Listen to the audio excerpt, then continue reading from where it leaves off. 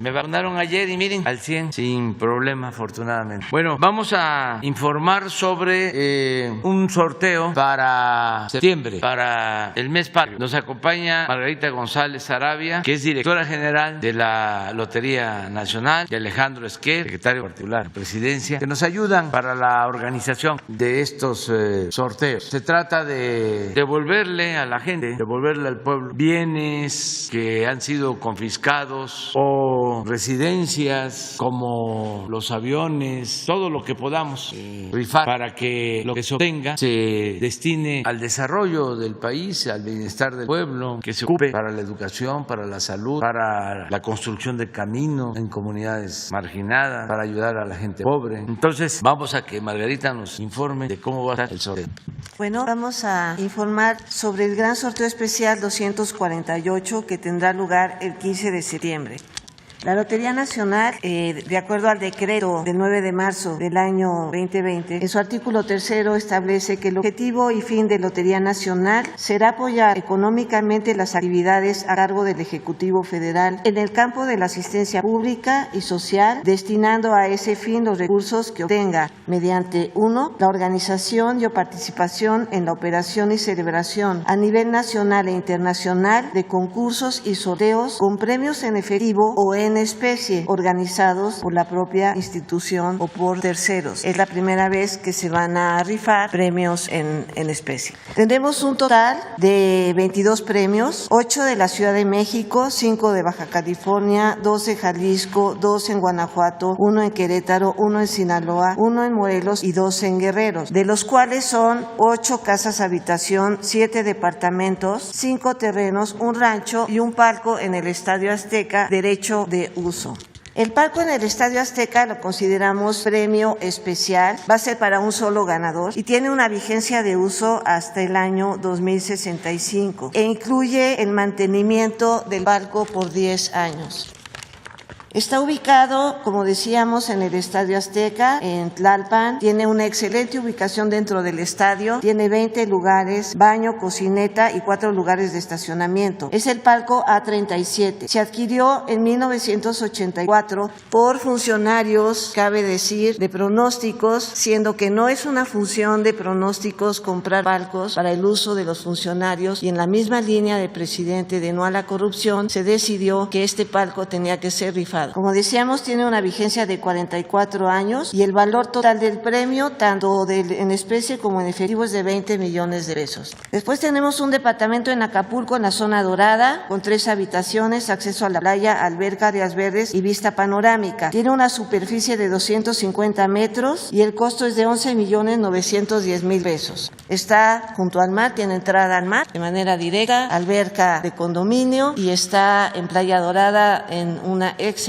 ubicación. El premio mayor es una casa en el Pedregal de San Ángel con 4 habitaciones, vestidor, closet, 8 baños, alberca, terrazas y jardín. Está en Jardines del Pedregal, tiene una superficie de 3.000 metros cuadrados y una construcción de 2.000 metros cuadrados. Su valor en premio de especie y efectivo, 77.260.000 pesos. Tenemos un rancho en Xochitepec, Morelos, de 2.5 hectáreas, en Atlacholoaya, Xochitepec, Morelos, con una construcción en obra gris de 4.800 metros cuadrados y su valor es de 61.430.000 pesos. Una casa en Zihuatanejo, en el fraccionamiento Club de Golf, a 5 minutos de la playa, 3 habitaciones, 3 baños, alberca y jardín. Son 750 metros, de construcción son 16 metros cuadrados y el valor es de 2.490.000 pesos. Una casa en León, Guanajuato, estilo colonial, 4 habitaciones, alberca, amplio jardín, en la ubicación balcones de campestre, con una superficie de 1.000 metros cuadrados, construcción 600 metros y un valor de 14.120.000 pesos. Una casa en Tlajomulco, Jalisco, en fraccionamiento de lujo, seguridad, áreas verdes y zona comercial, con una superficie de 266 metros, construcción de 533 metros y un valor de 6.360.000 pesos. Una casa en Culiacán de 2 habitaciones, sala, comedor, cochera, jardín frontal a 7 minutos del Parque de Culiacán, con una superficie de 395 metros cuadrados, construcción de 261 y un valor de 3.640.000 pesos. Una casa en Querétaro, en zona comercial, con seguridad de 24 horas, amplia sala, comedor, jardín frontal, construcción 240 metros, superficie 240 metros, valor 2.480.000 pesos. Una casa en Tlaquepaque, Jalisco, pueblo mágico, con 3 habitaciones, 3 baños, jacuzzi y calle con seguridad, superficie 90 metros cuadrados, construcción 138 en 2 niveles, 2.680.000 pesos. En Silao, Guanajuato, una casa, 4 habitaciones, zona amplia de comedor, 2 pisos, balcón y terraza, superficie 2.210 metros, construcción 534 metros, valor 5.130.000 pesos. Un departamento en la Ciudad de México, en Jardines de la Montaña, de 3 habitaciones, 3 baños, cocina integral, 3 lugares de estacionamiento, con una superficie de 250 metros, un valor total del premio de 14.380.000 pesos. Un departamento en la colonia Narvarte, igual de 100 metros cuadrados, 3 habitaciones, 2 baños, etcétera, con un premio de 4.670.000 pesos. Departamento en Colvilco, en excelente ubicación, 75 metros cuadrados, con un valor de 620.000 pesos. En el sur de la Ciudad de México tenemos 3 departamentos en el mismo edificio, ubicado en Insurgentes, uno de 3.590.000 pesos, otro también de 3.590.000 pesos y otro de 3.230.000 pesos. Y en Ensenada tenemos 5 terrenos junto al mar, en un condominio privada del mar, en el desarrollo turístico Puerto Salina, con acceso a la marina y con vista al mar. Estos terrenos tienen un precio de 3.830.000 pesos el primero, con 500 metros cuadrados, 2.350.000 pesos, 362 metros cuadrados, 2.230.000 pesos, 342 metros cuadrados, 2.150.000 pesos, 300 metros cuadrados, 1.860.000 pesos, 335 metros cuadrados. Esos son los inmuebles que les estamos presentando. 2 son de Lotería Nacional, que son el Palco y el departamento en Acapulco. Los demás son inmuebles propiedad del INDEP que nosotros vamos a sortear. Van a ser 2 millones de billetes con un valor de emisión de 500 millones de pesos. El precio del cachito va a ser 250 pesos. Es decir, con 250 pesos pues nos podemos sacar cualquiera de estos inmuebles y el derecho de uso del palco. Los premios incluyen los impuestos, y aquí agradezco al Colegio de Notarios que nos está apoyando también en la cuestión de escritura, los gastos de escrituración, también los incluye el premio. No son propiedades nuevas, como bien dice el presidente, son bienes confiscados, en el caso del palco, pues un bien que no debería de estar ahí. Y bueno, pues llamamos a todos a comprar los cachitos. Estarán ya a partir del viernes en la zona metropolitana y el lunes próximo ya en toda la República Mexicana. Podrán encontrar toda la información a partir de hoy del sorteo en lotenal.gov.mx. Y cabe señalar, por último, que es muy interesante, que el palco se va a sortear y resortear hasta que salga el mismo día 15. Es decir, hay premios que a veces no salen porque no se compró el billete. En el caso del palco, se va a resortear hasta que salga el premiado, y se va a entregar de inmediato al ganador. Así es que, presidente, eso es todo y muchas gracias. ¿Falta?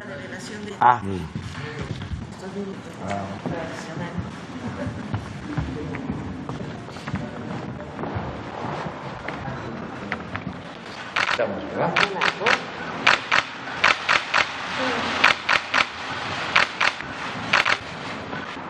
¡Si juegan, gana todo México!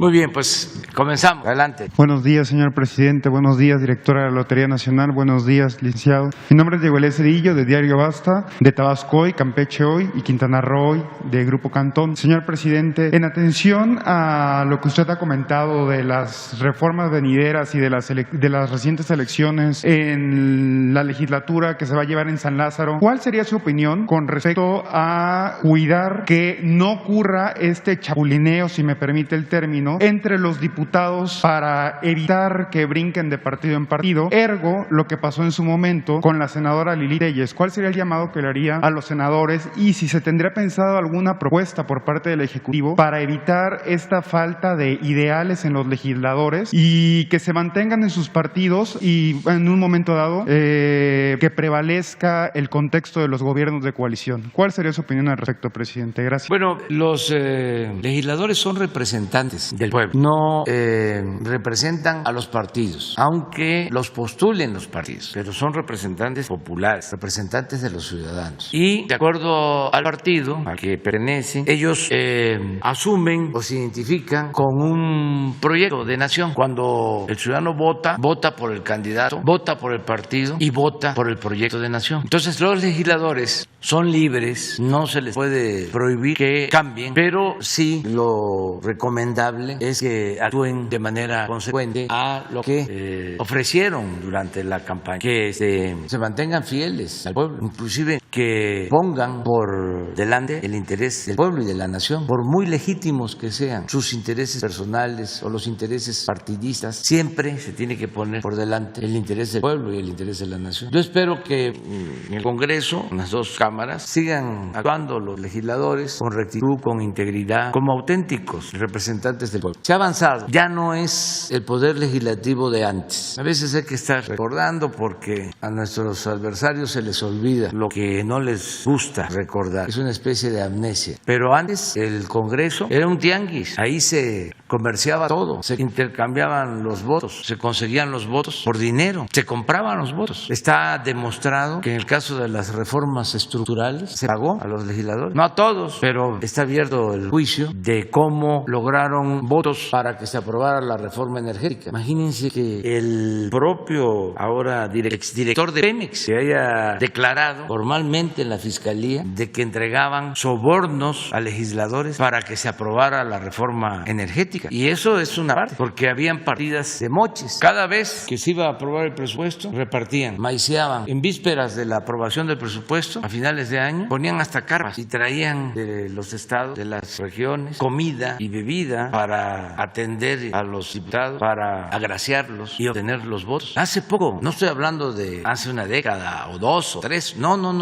Hace 5 o 6 años, a cada diputado le asignaban un presupuesto para que lo repartiera. Entonces eran moches. Eso ya no se da desde que inició el nuevo gobierno. Los diputados que están por terminar no llevaron a cabo esa práctica, acabó. Y los senadores tampoco. Se envía el presupuesto que tiene que ver con las necesidades del pueblo y ahí se discute y se aprueba, pero no se les da nada a cambio para que voten. Eso ya se terminó. Porque no es función de los diputados manejar presupuesto. La función de los diputados y de los senadores es legislar. Quien ejecuta es, como su nombre lo indica, el Poder Ejecutivo. Pero para tener el control del Congreso y modificar la Constitución, las leyes, al antojo de los saqueadores, que fue lo que hicieron por más de 30 años. La Constitución la adaptaron para saquear. Se legalizó el robo. Por eso la reforma al artículo 27 y todas las reformas que se hicieron para aplicar las llamadas reformas estructurales. Entonces eso ya no sucede. Y quien traiciona, pues le va muy mal, porque antes hasta se veía normal, hasta se les aplaudía. Ahora no, ahora es una vergüenza. Antes era el que no tranza, no avanza. Ahora es distinto. Y ya no hay simulación. Nada de que yo soy liberal, yo soy demócrata, yo soy de izquierda. Y en la práctica se actúa como conservador, reaccionario, clasista, racista. Estamos viviendo momentos estelares. Es una transformación importantísima. Pero hay que estarlo subrayando. Porque en el caso del Congreso se puede pensar que así era siempre. No, no era así. Ahí se billeteaba. Y además los gastos excesivos en todo. Viáticos. Cada diputado o diputada, 2, 3, 4, 5, hasta 10 asesores y boletos de avión, y no viajaba en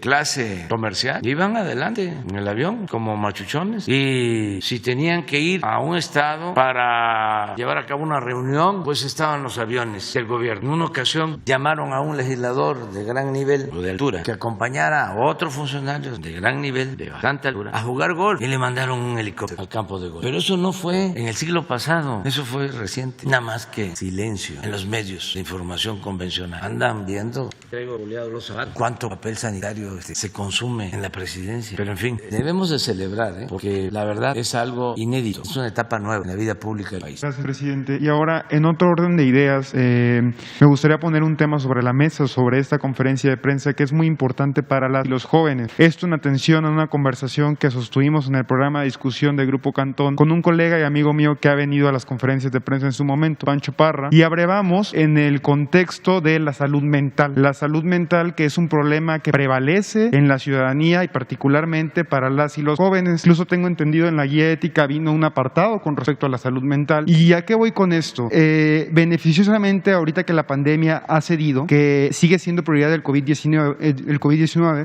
pero quizás con base en todas las políticas públicas que ha tenido su gobierno y las estrategias en educación, sería posible que se pudiera presentar en esta conferencia de prensa cuáles serían los avances que tiene la salud pública y la salud mental para los jóvenes en el país, y cuál sería su opinión para tratar de atender este tema en el ámbito educativo, porque se tiene que empezar desde las escuelas, y las estrategias que se tendrían para evitar este desgaste en toda la ciudadanía. Es correcto que los jóvenes tenemos ahorita ciertas presiones, incluso está este estigma que se puede considerar o nos podrían llamar generación de cristal, pero yo creo que con base en las opiniones que usted ha dado de no estigmatizar a la gente, de no llamarse ninis, etcétera, ¿cuál sería esta opinión que usted tendría como titular del Ejecutivo para atender la salud mental, particularmente para los jóvenes? Gracias, presidente. Pues estamos atendiendo a los jóvenes, garantizando el acceso a la educación, que eso es muy importante, y garantizándoles el derecho al trabajo. Pero en lo que tiene que ver con salud mental, esto corresponde más a un plan de la Secretaría de Salud. Ellos trabajan sobre esta materia, que es muy importante, como tú lo sostienes, pero me gustaría que lo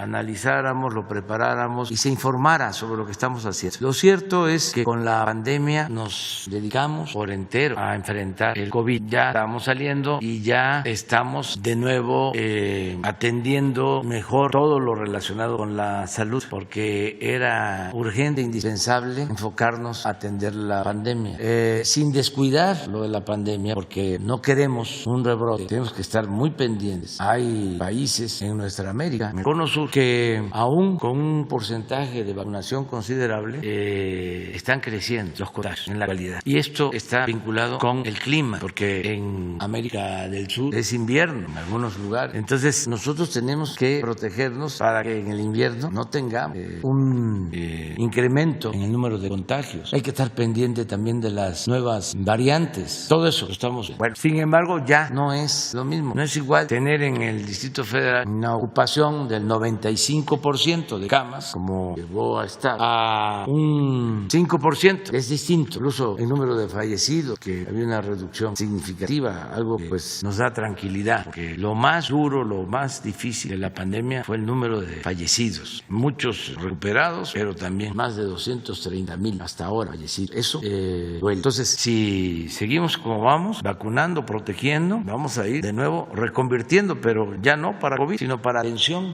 especializada, y garantizar atención médica y medicamentos gratuitos, y garantizar el abasto de todos los medicamentos. Estamos trabajando sobre eso, que no falten los medicamentos, y que todos los que se contrataron para la atención al COVID, médicos, enfermeras, se queden trabajando para la atención médica. Y esto que tiene que ver más con especialidad, pero sí vamos a informar. Yo espero que en un martes de la salud ya no hablemos solo de la pandemia, sino que hablemos del plan de salud en general. ¿Qué vamos a hacer con los hospitales que terminamos de construir, que equipamos para atención al COVID? ¿Cómo los vamos a convertir en hospitales generales o en hospitales de especialidades? La contratación de personal, médicos generales, médicos especialistas, enfermeras, trabajadores de la salud, todo el plan. Estamos esperando tiempo más, porque todavía es COVID. Ayer la Secretaría de la Defensa envió hasta ahora en la madrugada se terminó de llevar todas las vacunas a Baja California. California. Vamos a comenzar a vacunar en Baja California, en los 6 municipios: San Quintín, Ensenada, Rosarito, Tijuana, Tecate y Mexicali. 1,350,000 dosis de 18 años en adelante. Y esperemos terminar en 15 días todo. Y nos seguimos a la frontera de Sonora, San Luis Río Colorado, Sonoita, toda la frontera de Sonora hasta Agua Prieta, los límites con Chihuahua. Luego vamos a Chihuahua, y de Chihuahua a Coahuila, de Coahuila la frontera de Nuevo León, Anáhuac, y luego Tamaulipas, toda la frontera. Entonces, terminando ya la vacunación, el compromiso es, repito, octubre, que todos estemos vacunados, aún con una dosis. Entonces vamos a continuar. Y ya por último, presidente, si me permite, recientemente aquí en las afueras de Palacio Nacional me abordó un joven tabasqueño que lleva por nombre Jesús Aranda López, originario de Comalcal. Este joven me comentaba que estudió música en Tabasco, en Veracruz, y que ahorita se encontraba en proceso de admisión para una beca en el extranjero en The University of Philadelphia. En consecuencia, presidente, me permitiría preguntarle si este joven, bueno, tengo entendido, presentó su solicitud en Atención Ciudadana, nada más que obviamente lleva un proceso la respuesta de esa solicitud. Si pudiese ser apoyado por su gobierno para poder obtener una beca para estudiar su universidad, y aprovechando esta coyuntura, presidente, de los estudiantes que tenemos que emigrar de otros estados, ya sea a la Ciudad de México o al extranjero, como lo es en lo particular en mi caso, o en su momento como lo fue en el suyo, que tuvo que venir de Tepetitán para la Ciudad de México. En el ámbito más personal, presidente, ¿qué fue lo que lo motivó a usted para trasladarse a estudiar la licenciatura en Ciencias Políticas en la Universidad Nacional Autónoma de México, en su momento de Macuspana para la Ciudad de México? Y si en ese momento en que usted realizó ese viaje consideró o pensó que podría llegar a ser presidente de la República como lo es hoy. Gracias, presidente. Bueno, lo de la beca para el joven hay que verlo con Alejandra Frausto, la secretaria de Cultura. En mi caso, yo terminé la prepa en Tabasco y decidí venir a estudiar. En ese entonces habían oportunidades. El hijo del campesino, del obrero, del comerciante, eso siempre lo digo, podía ascender en la escala social con el estudio y con el trabajo. Había lo que llaman los sociólogos movilidad social. Eso desapareció con el periodo neoliberal. No tengo ninguna fijación, pero hicieron mucho daño. Se dedicaron a saquear y le cortaron las alas a millones de mexicanos que no pudieron salir adelante. Por eso muchos optaron por irse a buscar la vida a Estados Unidos. Fíjense la paradoja, ¿no? Los que se fueron porque aquí no habían oportunidades durante el periodo neoliberal, ahora son los que nos están ayudando más, porque lo que nos envían en remesas, lo que envían a sus familiares, significa la principal fuente de ingresos del país. 40,000 millones de dólares, y vamos a llegar este año posiblemente muy cerca de los 50,000 millones de dólares. Bueno, ¿cuándo se fueron? Más en el periodo neoliberal, a buscarse la vida. Por eso son héroes, son heroínas, porque imagínense que se hubiesen quedado. Si de por sí durante todo este periodo se padeció y todavía se padece de violencia, porque no todos tomaron ese camino, otros tomaron el camino de las conductas antisociales. Por eso también creció la delincuencia como nunca en el país. Entonces antes no era así. También para que los jóvenes lo tengan presente, a ellos les ha tocado vivir en periodos de crisis. Antes, en términos cuantitativos, el crecimiento económico de México llegó a estar durante casi 50 años en 5% anual, desde el 64, desde el 58 hasta el 70, 2 sexenios, cuando estuvo de secretario de Hacienda Antonio Ortiz Mena, 6% de crecimiento anual, que le llamó el milagro mexicano, desarrollo estabilizador, sin inflación, sin devaluación, sin endeudamiento. Luego con Echeverría y López Portillo, aún con desequilibrios macroeconómicos, con devaluación, con inflación, se creció también al 5% anual. Entonces, los de mi generación, de los estados que venimos a estudiar aquí, pues era una fábrica de sueños, la Ciudad de México, hospitalaria, fraterna, como siempre. Teníamos becas. Yo viví en la casa del estudiante tabasqueño, aquí en la colonia Guerrero, en la calle de Violeta. Vivíamos 80. Nos daban pues la casa, el hospedaje, cuartos, las literas, en cada cuarto 4, baño colectivo, comida, nos llevaban costales de pan, carne, frijoles, arroz, la cocina, no se pagaba pasaje. Yo tomaba el camión en el Monumento a la Revolución hasta, por todo Insurgentes, hasta Ciudad Universitaria. De cada 10 que presentábamos examen, ingresaban 9. No había rechazo. En los tiempos del neoliberalismo, de cada 10 entraba 1. Entonces, ¿qué queremos ahora? Que de nuevo haya movilidad social, que todo el que quiera estudiar tenga la oportunidad de hacerlo, que no importe la condición económica, social de los padres, que la educación no sea un privilegio, sino un derecho de todos. ¿Cuándo empezaron a querer privatizar la educación? En el periodo neoliberal. Empezaron reformando el artículo 3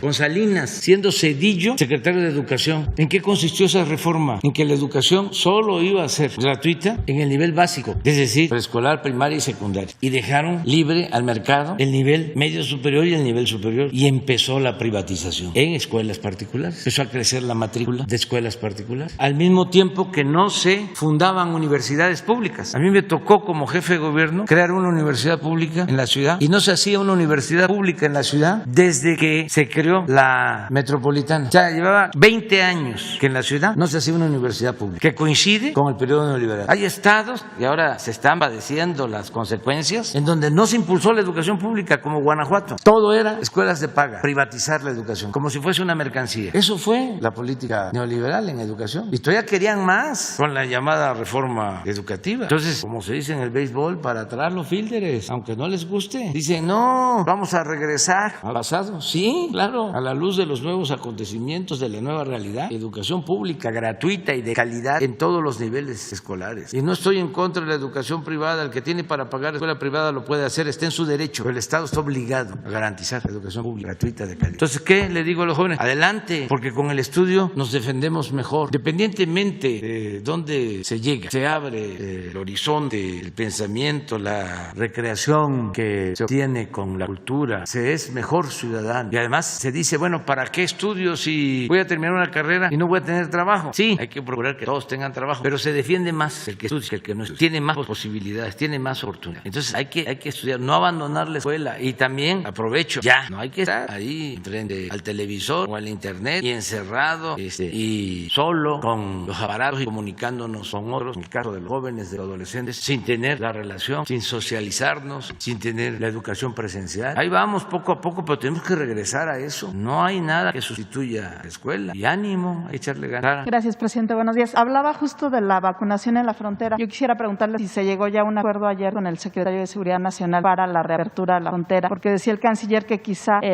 dependería del porcentaje de vacunación en las ciudades. Usted habla de que va a ir por estado, entiendo. ¿Cómo se reabriría esta frontera ya de manera total? Pues estamos en eso y es un tema que se está abordando. Queremos que se abra la frontera lo más pronto posible. Y por eso también se decidió utilizar estas vacunas para aplicarlas en los 39 municipios fronterizos de nuestro país, en la frontera con Estados Unidos. No sé cuál fue el resultado. Considero que en muy buenos términos se dieron las reuniones, pero vamos a pedirle al secretario de Relaciones que informe de cómo se avanzó con este propósito. De todas maneras, nosotros vamos a hacer lo que nos corresponde, terminar pronto de vacunar para que haya condiciones y se abra por completo la frontera. Presidente, y si me deja preguntarle a la directora de la lotería qué pasó con el hackeo de que fue la lotería. Sí, gracias. Efectivamente, hubo un hackeo 14 de mayo y aprovecho para agradecer a Gobierno Digital que de inmediato tomó cartas en el asunto junto con agentes de sistemas de la lotería, la Policía Cibernética, y se controló de inmediato. Estos son hackeadores internacionales que se meten a diferentes empresas en el mundo y hackean la información. En el caso de lotería, sacaron información básicamente administrativa. Como es información pública, pues para nosotros no fue ningún problema en el sentido de que se conociera esa información. Sin embargo, ya el propio Ábado, que son estos hackeadores, ya bajaron su página, liberaron las claves y ya tenemos normalidad. ¿Pagó algún tipo de No, rescate? por supuesto que no íbamos a caer en ningún chantaje. Y entonces no se puso en riesgo información delicada. No, nada de información delicada. Fue una parte de documentos administrativos que tienen que ver, por ejemplo, con las reuniones de consejo, etcétera, pero pues es información pública. Gracias. Presidente, y preguntarle, hace unos días reportaron lo de la compra de las medicinas. Ayer hubo un bloqueo por parte de padres de niños con cáncer. Hoy los van a recibir en la Secretaría de Salud, pero ¿qué le han a usted informado? Si sigue el desabasto, si ya está en vías de solucionarse, ¿qué es lo que se sabe al respecto? Se está avanzando mucho. Gracias. Creo yo que para la semana próxima ya tenemos compradas todas las medicinas y también equipos médicos. La semana próxima se está haciendo una revisión de todo lo que se ha adquirido, qué nos falta, con la ONU, con la UNOPS, y todo el sector salud está trabajando en esto. Vamos a informar, creo que la semana próxima ya, y bien, se va avanzando. Sí, que estamos dedicados de tiempo completo a eso, que lo estamos viendo como algo prioritario, urgente. Están trabajando literalmente día y noche y consiguiendo todos los medicamentos en en el mundo, en los distintos países del mundo. No hay ninguna limitación de dinero, es un asunto de abasto también mundial, en algunos medicamentos, en algunas claves, pero lo estamos resolviendo. Presidente, buenos días. Ernesto Ledesma de Rompeviento TV. Presidente, el primer tema sería sobre un reportaje que publicamos el día de ayer, que es el litio en México, guerra de cifras. Y el punto que le planteo aquí es esta investigación de este reportaje, investigación realizada por la doctora Violeta Núñez Rodríguez. Pues arroja y sorprende mucho la disparidad que hay de las cifras que presenta el gobierno mexicano en comparación con las grandes mineras transnacionales que operan actualmente en el país y en el mundo. Es decir, el Servicio Geológico Mexicano, encabezado por Flor de María Harp, pues presenta una cifra de presencia en litio en México de escasos 800 y tantos mil millones, 830 y tantos mil toneladas de litio. Sin embargo, las otras empresas transnacionales, pues las cifras se disparan incluso hasta en un 1000% o 600% de diferencia o 500% de diferencia en comparación con las cifras que se presentan acá en México. Por ejemplo, Maining Technology, pues presenta en sus estudios en millones de toneladas probadas en México 4.5 en vez de 800,000. O, por ejemplo, Ganfeng Lithium 8.8, es decir, casi el 1000% de diferencia. Bacanora Lithium 5 millones de toneladas, es decir, 600% más que las cifras. Y esto llama mucho la atención porque al parecer también pues hay las mineras en México, las mineras de litio en México, pues dicen que no es necesario darle tanta prioridad porque no hay litio en México. Y esas empresas mineras mexicanas, me estoy refiriendo a BN Américas o Camimex, pues minimizan la presencia del litio de manera pues sorprendente y sospechosa, pero además advierten al Estado mexicano, hacen una amenaza y dicen que la medida, en el caso de que se quiera nacionalizar el litio, pues que no lo van a permitir. Y básicamente dicen, cualquier operación minera de litio administrada por el Estado enfrentará importantes complicaciones técnicas y financieras. Dice BN Américas y además dice, en parte de las advertencias, cualquier cambio en la legislación, entiéndase ley minera, ley federal de derechos, ley de inversión extranjera, entre otras, se enfrentaría a impugnaciones legales. Y pues sorprende mucho a estas amenazas que hacen estas mineras al Estado mexicano. Este tema se lo había planteado cuando estuvo aquí el presidente de Bolivia. Y la pregunta es, presidente Andrés Manuel López Obrador, si usted estaría dispuesto a que la nacionalización del litio se llevara a una consulta popular, es decir, que es un bien de la nación y que sería importante que las mexicanas y los mexicanos pudiéramos decidir en ese sentido. No sé cuál sería su opinión sobre este tema. Sí, si hay algo que conviene a la nación, conviene al pueblo y necesite consulta, hay que hacerlo. Nosotros estamos por la democracia participativa, pero hay que esperarnos a que tengamos la información completa. Está la secretaria de Economía, Tatiana Cloutier, atendiendo este asunto. Aquí se va a presentar un informe, no se esconde nada y vamos a que los técnicos, a que los científicos mexicanos nos ayuden. Esta investigadora, yo tengo información de que es una especialista seria. Sí, mire, entonces vamos a esperarnos a que tengamos un reporte, pero lo más importante es, nosotros estamos aquí por decisión del pueblo, entonces no vamos a hacer nada que afecte al pueblo, que afecte a la nación, no nos vamos a dejar robar, así de claro. Y si es algo benéfico para el pueblo, pues se va a informar, y si hay diferencias, el mejor método es el método democrático, la consulta. Vamos a esperarnos y ya resolvemos. Sí, sobre esta funcionaria Harp, no es algo personal, creo que posiblemente no tiene la información actualizada, está prácticamente de finales del siglo pasado la información en lo que toca a la presencia del litio en México. Entonces es únicamente porque todas estas transnacionales pues han hecho estudios por años, incluyendo también el Servicio Geológico de los Estados Unidos, que ellos plantean el doble del litio de lo que se está planteando en México, y es únicamente para que se pueda observar y usted tenga esa información, sí, porque las cifras es descomunal la diferencia de un dato con otro. Y ojalá se pudiera considerar que se haga una consulta de los mexicanos sobre la nacionalización del litio. Gracias, presidente. Pasando al siguiente tema, presidente, el pasado 20 de mayo se publicó en el Diario Oficial de la Federación la nueva ley orgánica de la Fiscalía General de la República. Esta es una ley que impugnó pues los colegios colectivos de madres de búsqueda de desaparecidos que impugnaron todas las comisiones estatales de búsqueda, que impugnó la Comisión Nacional de Búsqueda, que impugnó el subsecretario Alejandro Encinas, la secretaria Olga Sánchez Cordero, y se había acordado que no se iba a publicar porque es un retroceso esa ley al siglo pasado. Y prácticamente la Fiscalía General de la República con esa ley pues no cumple con sus obligaciones. Yo se lo había planteado en alguna mañanera hace algún tiempo, presidente, cuáles eran los resultados que estaba arrojando la Fiscalía General de la República en materia de investigación. La Fiscalía se niega a buscar, dice, yo no busco, solo investigo. Pues ahora ni va a buscar ni va a investigar, y no entiendo.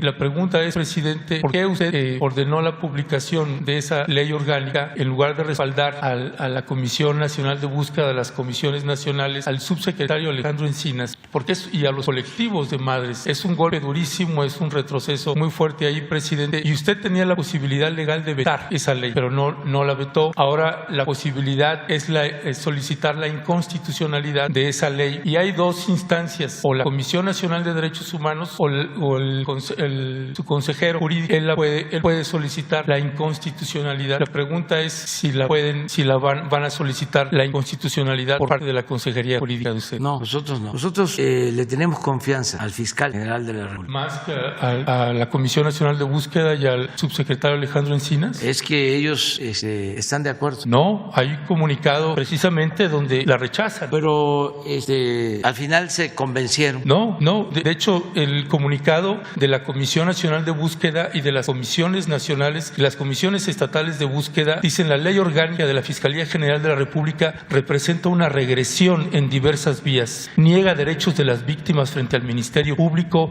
debilita la obligación de la Fiscalía General de la República frente a los mecanismos de derechos humanos, incluido el Sistema Nacional de Búsqueda, elude su responsabilidad en relación con las víctimas migrantes, restringe la facultad de atracción y limita la integración de las comisiones especiales. Además, insistimos, tergiversa el significado de lo que implica la autonomía y regresa a la fiscalía vertical, no transparente y cerrada a la ciudadanía. Esa es la Comisión Nacional y las comisiones. Pero nosotros tenemos como criterio el aceptar las propuestas de la Fiscalía, que es un organismo autónomo y que respetamos. Entonces le tenemos confianza a la Fiscalía y no hay nada que temer, nada. Porque ya no es el tiempo de antes. No hay que quedarnos en el almanaque. Miren, pero no es el almanaque, presidente. El 99% de los casos de las investigaciones no avanzan. Pero tiene que ver con la Secretaría de Gobernación y vamos nosotros a seguir apoyando. Pero entonces dele dientes a la Comisión Nacional de Búsqueda y al subsecretario Alejandro Encinas. No, ya ni me gusta la expresión esa, darle dientes. O sea, ni eso. Herramientas, presidente, para que puedan hacer las investigaciones. Tengamos confianza, ya no es lo mismo. Eso puede generar desconfianzas cuando imperaba un régimen autoritario que masacraba, que torturaba, que desaparecía gente. ¿Quién es el violador principal de los derechos humanos? Tiene que ser el Estado mexicano. Ahí está, ya no es así. Ese es el cambio. O sea, pero si es así en las fiscalías, presidente. No.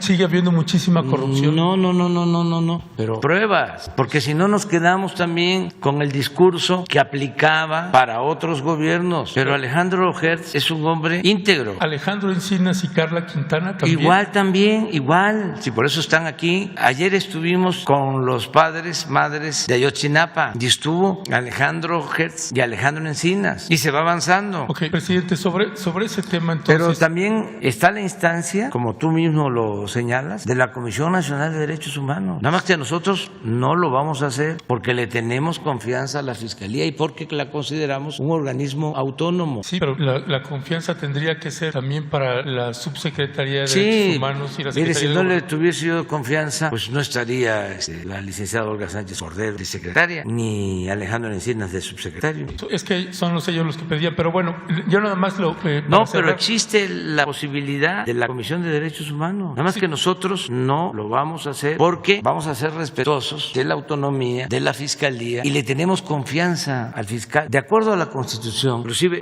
si el fiscal deja de actuar con rectitud, cualquier fiscal, el presidente puede plantear su cambio al Congreso y en la Cámara de Diputados, en el Congreso, con la mayoría se logra el cambio. Yo no lo voy a hacer porque el fiscal Germanero está trabajando muy bien. Tan es así que ya hasta lo están atacando. Y eso es un buen signo, porque cuando veo que a un funcionario le aplauden los conservadores y que lo alaban en las columnas, sale Galán en el Reforma. Ay, Oiga, pero los colectivos... Entonces ya me llama la atención.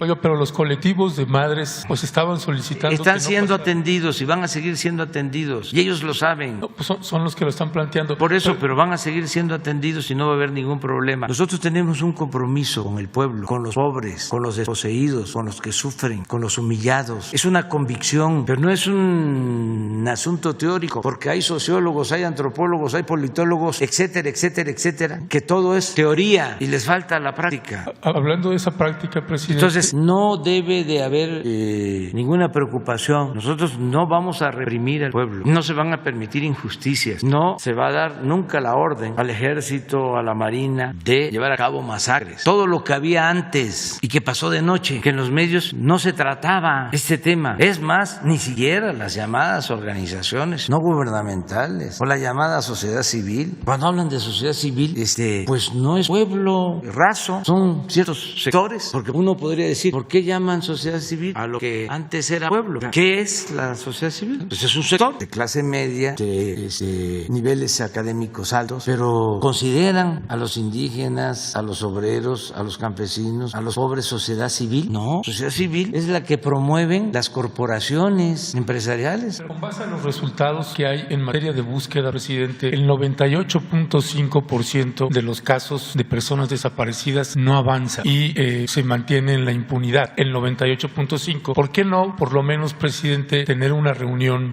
un pool, donde se encuentre el secretario de la Suprema, el presidente de la Suprema Corte de la Justicia y de la Judicatura Federal, Arturo Saldívar, la secretaria Olga Sánchez Cordero, el subsecretario Alejandro Encinas, la Comisión Nacional de Búsqueda con Carla Quintana, para crear un mecanismo distinto que avance, avance? Se hace. Pídele información a Alejandro Encinas. Todos los días estamos trabajando en eso. Todos. En el caso de Ayotzinapa es un asunto de Estado. Interviene el Poder Judicial, interviene la Fiscalía, intervienen los altos mandos del Ejército, desde luego la Secretaría de Gobernación, todos. Pero hay un entrampe entre la investigación y la búsqueda, presidente. Por eso no avanzan los Pero casos. Hay equipos. Trabajamos de manera conjunta, en forma integral. Todos los días nos reunimos. Todos los días, en la mañana, de 6 a 7, está Alejandro Encinas, está Rosa Isela, está el general secretario, el almirante, Julio Scherer, de la Consejería Jurídica, todos. Y cuando se requiere, se invita a quienes representan al Poder Judicial de manera respetuosa cuando se tratan de asuntos de Estado.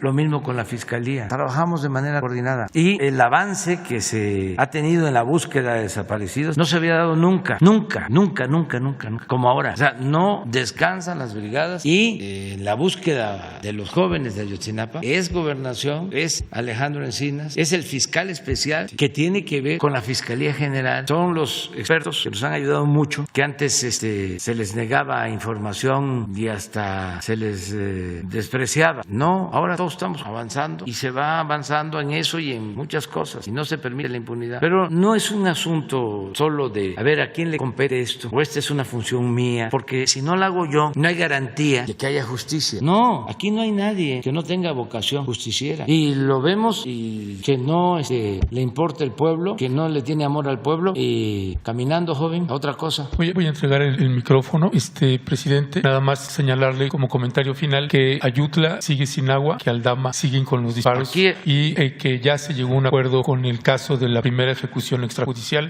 cometida por el Ejército el día de ayer en la tarde-noche. Me informó, estuve aquí, se retiró el plantón que estaba aquí de don Raúl III y su esposa y por vez primera reconoce el Ejército esa ejecución extrajudicial y eso es por lo menos un aliciente que su gobierno pues reconozca eso porque hay una historia ahí con el Ejército y esas son historias que no queremos que se repitan. Gracias, presidente. Sí.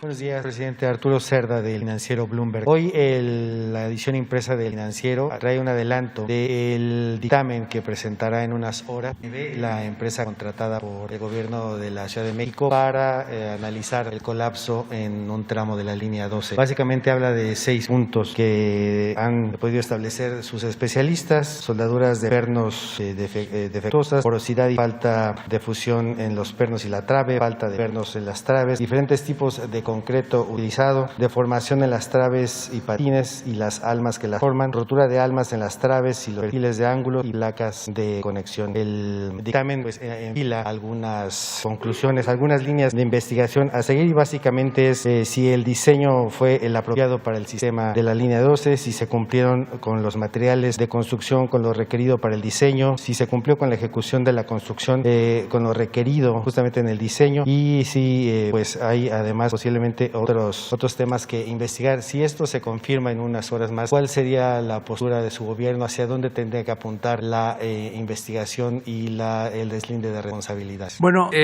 tengo entendido que hoy va a dar una conferencia de prensa la jefa de gobierno y va a entregar el dictamen. ¿Por qué no esperamos? Ella va a informar. En general, yo puedo decirles que son dos vertientes, aun cuando se trate del mismo caso. Una es el castigo a los responsables, quienes resulten responsables. Y la otra tiene que ver con la construcción de la línea y la rehabilitación que debe de hacerse. Yo le informé a la jefa de gobierno, porque aquí lo externé, de que nosotros vamos a ayudar para que lo más pronto posible se restablezca la línea, porque es un servicio muy importante para la gente, independientemente de la cuestión judicial que debe de atenderse. Nosotros vamos a ayudar porque lo que queremos es que pues, pobladores de Chalco y de Iztapalapa y de Tláhuac puedan tener ese servicio lo más pronto posible, y vamos a ayudar. Y vamos a esperar a lo que hoy dé a conocer la jefa de gobierno, que cuenta con todo nuestro apoyo, con todo nuestro respaldo. Además del apoyo económico, que seguramente será importante para poder rehabilitar lo antes posible y que se vuelva a dar servicio en esa línea 12 del metro, ¿qué otros apoyos estará usted ofreciendo a la jefa de gobierno para salir de esta circunstancia en lo político? Todo mi apoyo. Y mi respaldo también, porque los adversarios nuestros se han lanzado con todo. En este caso, bueno, hasta el New York Times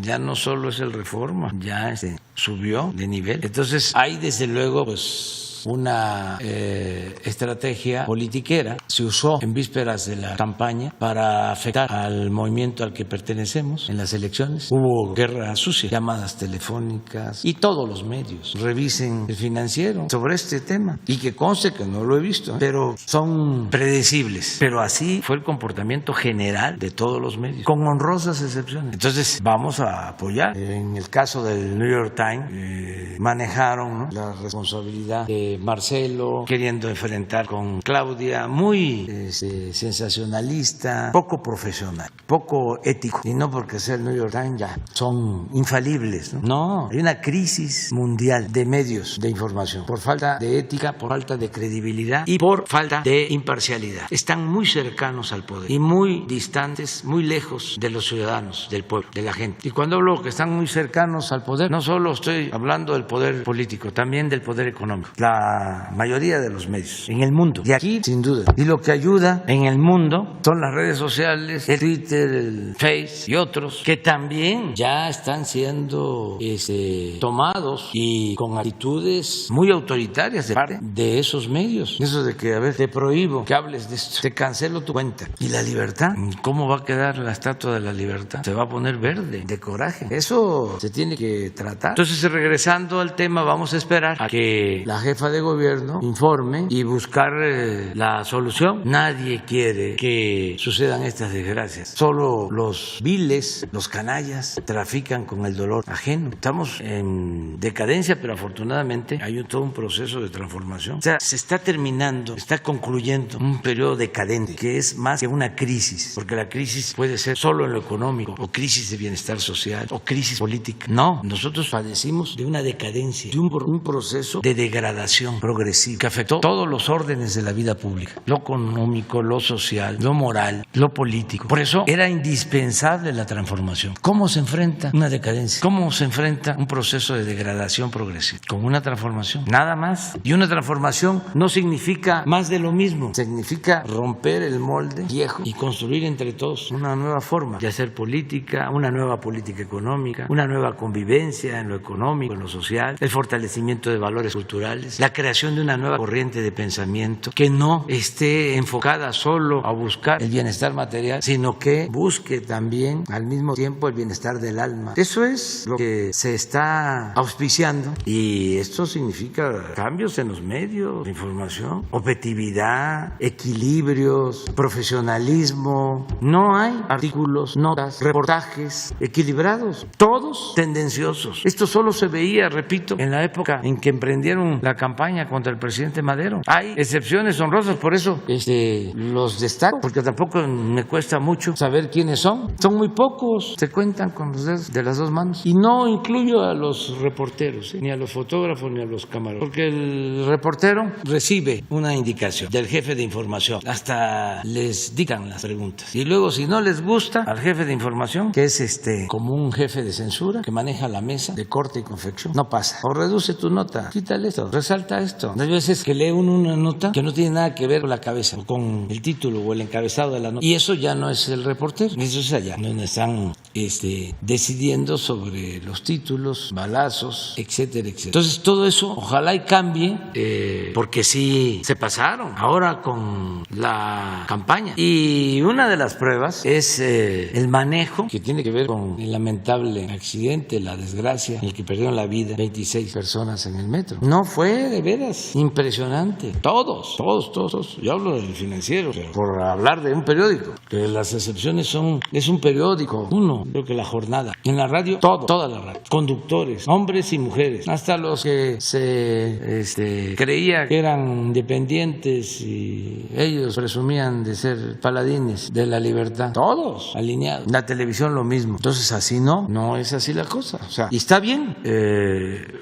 Hay libertad, no es como quisiera Krause, hijo, poder decir, hay censura. ¿A quién se le censura? Nadie. Aguilar Camín me insulta. ¿Quieren ver cómo me insulta? ¿No tienes ahí la conversación de Aguilar Camín? No, la de Aguilar Camín donde está insultándome. Y es el jefe de uno de los grupos de la intelectualidad orgánica. ¿Y ustedes creen que ya por eso vamos a investigar a ver si paga impuestos, cuánto dinero tiene, si tiene cuentas en el extranjero? No, nada más es informar, porque antes pues se dedicaban a golpearnos y la gente ni sabía. Y sí influye la guerra sucia, sí influye. No es así tan determinante, pero sí influye, porque muchos se confunden, muchos se confunden. ¿Cómo no? Si decía yo y repito, de que le cambian de estación y es lo mismo, y ves la información de un periódico y es lo mismo, y la radio y la televisión y todo es lo mismo, todo en contra, pues influye mucho. Es hasta agresivo, somete, es autoritario, es hitleriano, al final de cuentas, es propaganda. Presidente, usted ha hablado de que en su gobierno, en su movimiento, hay mucha gente que puede tomar la estafeta para seguir con su proyecto. El colapso en este tramo de la línea 12 tiene involucrados a dos personas que múltiples analistas han señalado como sus principales cartas para sucederlo en el cargo. ¿Cree usted que esta situación repercutirá en las eventuales aspiraciones de Marcelo Ebrard y de Claudia Sheinbaum? Es que, con todo respeto, nuestros adversarios están muy menguados, no tienen personas con prestigio, no tienen gente honesta, no tienen gente íntegra, no tienen gente que le tenga amor al pueblo. Vean quiénes ganaron aquí con la Alianza Conservadora. La gente ni siquiera supo por quién votó. Son impresentables. Fue coraje porque los envenenaron con la guerra sucia. Con esto del tren y lo mismo, que se estaba dejando sin apoyo a los niños con cáncer, que no se estaba apoyando a las madres solteras, que no se apoyaba a los comerciantes, a los pequeños, medianos empresarios, todo ese tipo de cosas. Hay el comunismo y otras cosas, que cómo se le daba oportunidad a los pobres, cómo se atendía a los ninis, se les daba dinero a los ninis, etcétera, etcétera, etcétera. Todo, bueno, porque el gobierno estaba hecho, ya lo hemos planteado muchas veces, para servir a una minoría. Todos sacaban dinero del gobierno, robaban los intelectuales orgánicos. Imagínense, Aguilar Camín hace una revista y tira, no sé, 10,000 ejemplares y el gobierno le compraba 9,000. ¿Y dónde están las revistas? ¿Quién sabe? Pero Krause también tira otra revista, Letras Libres, que para ellos la libertad es como la libertad del zorro en el gallinero. Esa es la libertad que quieren. Y también le compraba el gobierno toda la edición y documentales pagados. Bueno, les les pagaban cursos de capacitación para el personal del gobierno y ellos dominaban en todo. Pues por eso tienen a cientos y a lo mejor a miles de seguidores, investigadores, sociólogos, antropólogos, pintores, poetas, literatos, todos, como en el Porfiriato, que toda la intelectualidad estaba cooptada. Dice, a los abajo firmantes, que son 1,400, no conozco a nadie, no los podrás conocer, pero sí existen y reconocen como jefes a Aguilar Camín y a Krause. ¿Cuánto han aportado a la ciencia? Eso es otro asunto. ¿Cuántos es el aporte a la literatura, al arte, a la cultura? Ese es otro asunto. Pero de que tienen el control, sin duda. Entonces ya eso es lo que no se permite. Eso es por los intelectuales orgánicos. Vamos a las universidades, lo mismo. Caciques de 30, 40 años dominando en las universidades y recibiendo premios. ¿Cómo se llama el premio que dan en España? A escritores y a buenos escritores. No, el de Príncipe de Asturias, que entrega el rey, se lo acaban de entregar a la Universidad de Guadalajara y el que lo recibe es el señor Padilla, que domina la universidad desde hace más de 30 años. Y en su discurso frente al rey, creo que sí, porque asiste el rey, habla del populismo y en contra de nosotros. Pero esos eran los que dominaban. Entonces ya no. ¿Por qué? Porque tenemos que darle becas a los niños de familias pobres. Mejor ese dinero se los damos a los jóvenes para que no abandonen la escuela, que estudien en bachillerato, que puedan terminar una carrera. Pero eso los tiene muy molestos. Tienes ahí el... A ver.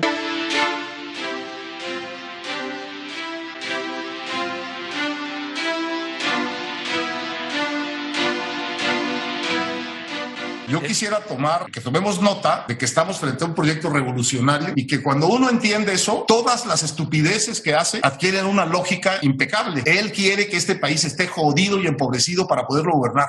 Yo creo que no es el momento de la revocación del mandato ya para López Obrador, porque en este momento te lo podría ganar y podrías estarle dando a él un instrumento político que le urge tener en este momento. En cambio, si lo dejamos para el año 22 como está planteado institucionalmente, así está en la ley, así está acordado ya. Entonces lo que vamos a tener es, tenemos un momento institucional de presión sobre la Corte, tenemos unas elecciones intermedias en 21 en donde hay que derrotar a Morena y a López, y luego en el 22, muy probablemente, si perdió las elecciones del 21, estará tan jodido todo el país porque no se va a recuperar muy rápido, que probablemente pierda también la revocación del mandato por pendejo y por pendejo. Eso último, como dijo, así no se puede, ¿cómo se llama eso? En cámara lenta. Pero todos los que están ahí piensan igual. Miren, puro científico. Así está en la ley, así está acordado ya. Entonces lo que vamos a tener es, tenemos un momento institucional de presión sobre la Corte, tenemos unas elecciones intermedias en 21 en donde hay que derrotar a Morena y a López, y luego en el 22, muy probablemente, si perdió las elecciones del 21, estará tan jodido todo el país porque no se va a recuperar muy rápido, que probablemente pierda también la revocación del mandato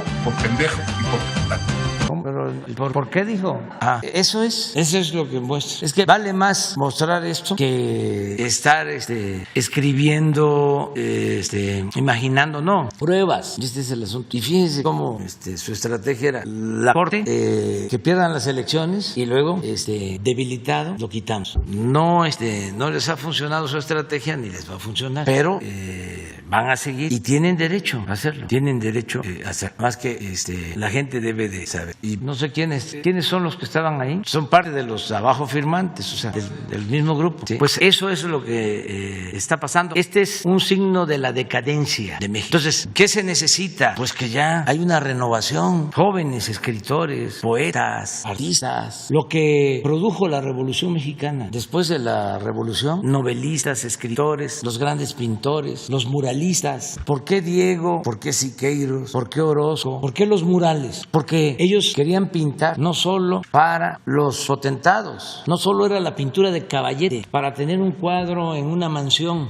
sino la pintura mural, la pintura para el pueblo. Entonces son artistas con un compromiso, con una dimensión social. Y lo mismo en el caso de escritores y de poetas. Todo eso se apagó. Los cooptaron, utilizaron como pretexto la objetividad, la moderación, la independencia, de que un escritor, un intelectual no tenía por qué involucrarse en asuntos políticos. Pura simulación. Decían, no, hay que tomar partido, cuando en realidad, como ya sabemos, siempre toman partido. Entonces, en esto del tren es para afectar a nuestro movimiento, a la transformación, desde luego poner a pelear a Marcelo con Claudia, muy vulgar, porque ni Marcelo ni Claudia van a caer en la trampa. Y como lo dijo dije la vez pasada, nosotros tenemos muchísimos con posibilidad de llegar a ser presidentes, mujeres y hombres. El problema lo tienen ellos. ¿De dónde los van a sacar? ¿Quién? Claudio, la esposa de Felipe Calderón. Cuadri, va a regresar Diego. Chong, ¿quién? Loré de Mola, que puede ser o Krause o Aguilar. ¿De dónde? ¿Creen que el pueblo está dormido? ¿Van a acercar a un personaje famoso? ¿Van a fabricar a alguien? ¿Van a meter al mercado a un personaje? Como se introduce al mercado un producto chatarra, cuando se quiere vender un detergente y con mucha publicidad se engaña de que es el que acaba con lo sucio, con la cochambre,